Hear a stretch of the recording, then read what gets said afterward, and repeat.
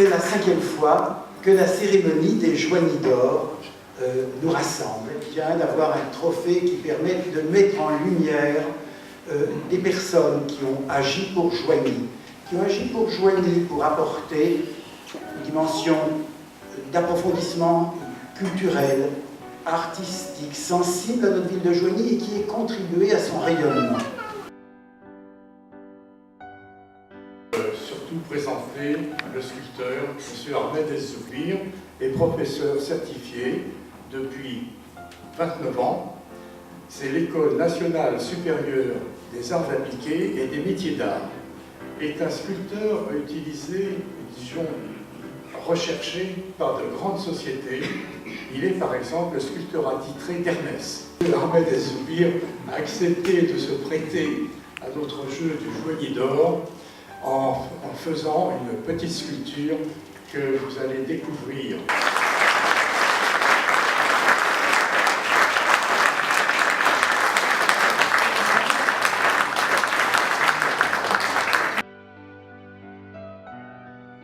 On l'a bien compris, pour quiconque entend parler de Joigny à travers le monde, c'est à cause d'une grande maison. Cette grande maison, c'est la Côte Saint-Jacques.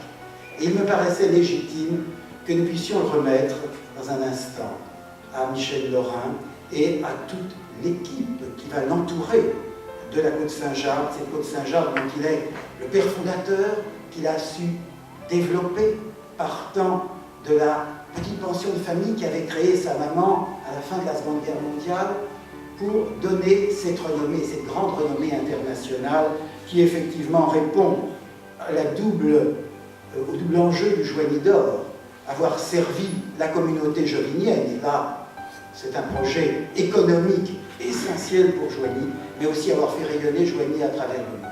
Être l'occasion d'ouvrir la cérémonie de remise de ce Joigny d'Or d'honneur à Michel Lorrain que j'invite à monter avec nous sur cette scène.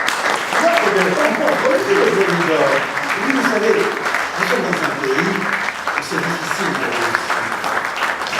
Forcément, quand vous réussissez, on se dit, finalement, je les embête un peu. Et c'est des fois le sentiment qu'on peut avoir. On a déjà contre soi ceux qui n'aiment pas ce qu'on fait.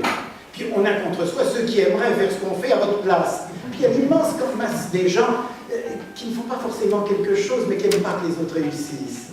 Eh bien, à Joigny, il y a une belle réussite. Il y a une belle réussite, et c'est Michel Lorrain qui l'a effectivement initié, avec la Côte Saint-Jacques. Une telle réussite, c'est bien sûr l'œuvre de quelqu'un qui a travaillé, qui a mis, je dirais, en lumière et en musique, un savoir-faire, mais aussi un savoir-être, et qui a réuni autour de lui une équipe. Alors j'aimerais que sa famille, mais aussi que la brigade de la Côte Saint-Jacques vienne l'entourer, afin que notre remettant...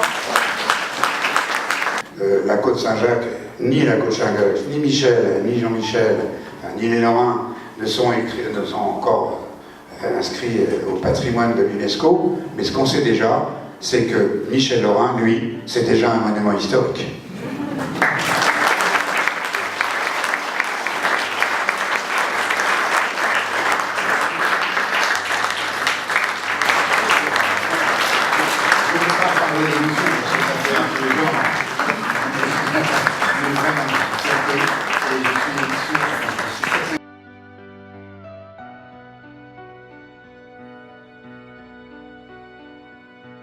Un de nos anciens premiers ministres, François Fillon, qui disait, ça 4 ou 5 ans, beaucoup savent que Joigny, ouverte à l'art de vivre, accueille un des meilleurs restaurants français. Ils sont peut-être moins nombreux à savoir que son château est celui des Gondy et que le cardinal de Retz y passa une partie de son enfance. De toute façon, oui, Joigny, elle est aussi une ville riche d'histoire, et cette histoire de Joigny, si on peut l'évoquer, c'est parce qu'il y a des passionnés qui, génération après génération, ont apporté beaucoup d'eux-mêmes à la mettre en lumière, à la mettre en valeur. Et c'est à ce titre que Bernard Fleury reçoit cette année un Joigny d'Or. Je vais l'inviter à me rejoindre ici.